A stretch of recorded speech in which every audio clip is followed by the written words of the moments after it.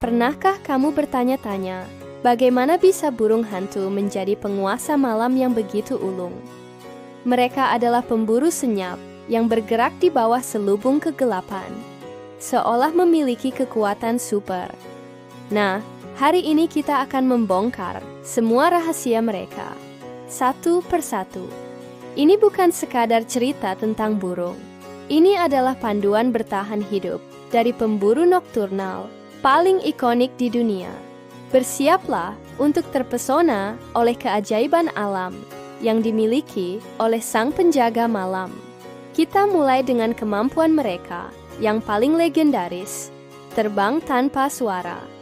Coba bayangkan, predator sebesar itu meluncur di udara tanpa sedikit pun desiran. Apa rahasianya?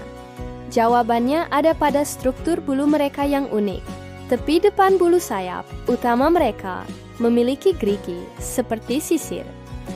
Struktur ini berfungsi memecah aliran udara yang biasanya menimbulkan suara bising. Saat mengepak, udara mengalir lebih lancar dan turbulensinya berkurang drastis. Tidak hanya itu, bagian belakang bulu sayap, mereka juga punya pinggiran yang lembut, seperti rumbai, yang semakin meredam sisa-sisa suara. Hasilnya, penerbangan yang nyaris senyap total, memberikan keuntungan besar saat menyergap mangsa yang tidak menaruh curiga sama sekali. Tikus atau kelinci di darat tidak akan pernah tahu apa yang datang sampai semuanya terlambat. Ini adalah definisi sesungguhnya dari serangan mendadak.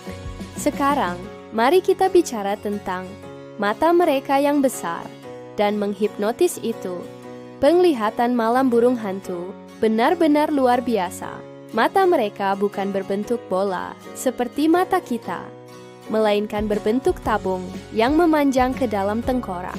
Bentuk ini memungkinkan lensa yang sangat besar dan retina yang luas, yang dipenuhi dengan sel batang sensitif cahaya. Sel batang ini jumlahnya jauh lebih banyak daripada sel kerucut yang mendeteksi warna. Artinya, mereka bisa menangkap setiap foton cahaya yang tersedia di lingkungan paling redup sekalipun. Bagi kita, malam hari mungkin gelap gulita. Tapi, bagi burung hantu, dunia terlihat cukup terang untuk berburu. Uniknya, karena bentuk tabung ini, mata mereka tidak bisa bergerak di dalam rongganya. Mereka harus memutar seluruh kepala untuk melihat ke samping, yang membawa kita ke kemampuan mereka yang berikutnya.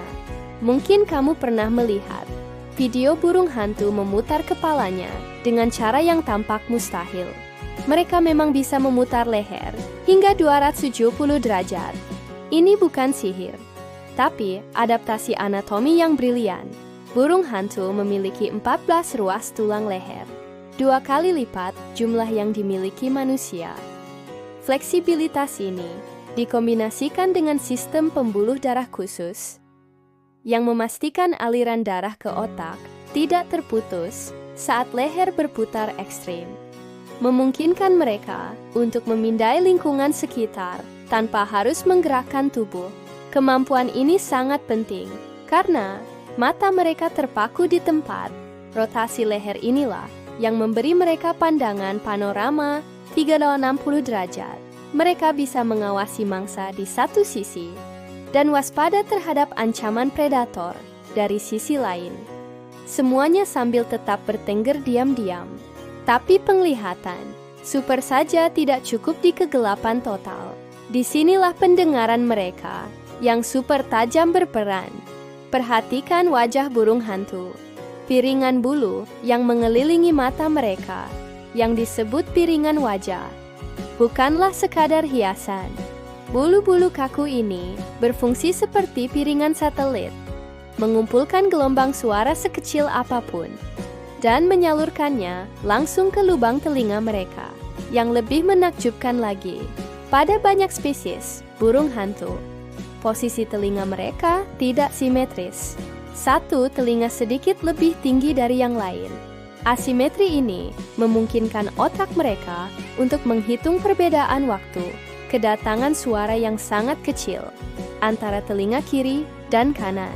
Dengan menganalisis perbedaan waktu dan intensitas suara, mereka bisa menentukan lokasi mangsa dengan presisi 3 dimensi yang luar biasa. Mereka bisa tahu persis di mana seekor tikus bersembunyi di bawah salju tebal atau dedaunan kering, hanya berdasarkan suara langkahnya yang lirih. Selanjutnya adalah seni kamuflase. Burung hantu adalah master penyamaran. Warna dan pola bulu mereka berevolusi untuk menyatu sempurna dengan lingkungan tempat mereka tinggal. Misalnya, burung hantu salju memiliki bulu putih bersih untuk berkamuflase di lanskap Arktik yang bersalju. Burung hantu serak Jawa dengan corak coklat dan abu-abunya bisa bersembunyi dengan sempurna di antara dahan dan kulit pohon saat mereka beristirahat di siang hari. Kamuflase ini melindungi mereka dari predator dan dari gangguan burung-burung kecil yang sering mengeroyok mereka saat berburu di malam hari. Kemampuan menyamar ini membantu mereka mendekati mangsa tanpa terdeteksi. Mereka bisa bertengger di dahan pohon, tampak seperti bagian dari pohon itu sendiri, sambil menunggu saat yang tepat untuk menyerang. Terakhir, mengapa mereka memilih untuk aktif di malam hari? Ini adalah strategi brilian untuk menghindari persaingan.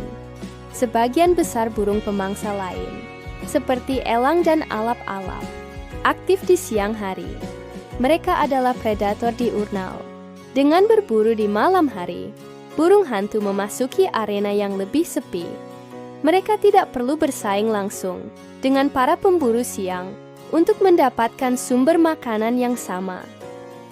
Selain itu, banyak mangsa favorit mereka, seperti hewan pengerat kecil dan serangga, juga aktif di malam hari.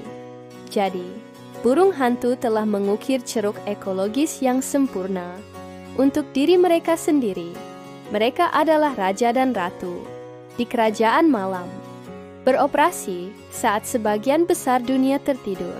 Jadi, dari terbang senyap, penglihatan malam super, pendengaran 3 dimensi, leher fleksibel, kamuflase sempurna, hingga pilihan gaya hidup nokturnal, semua adaptasi ini bekerja sama secara harmonis.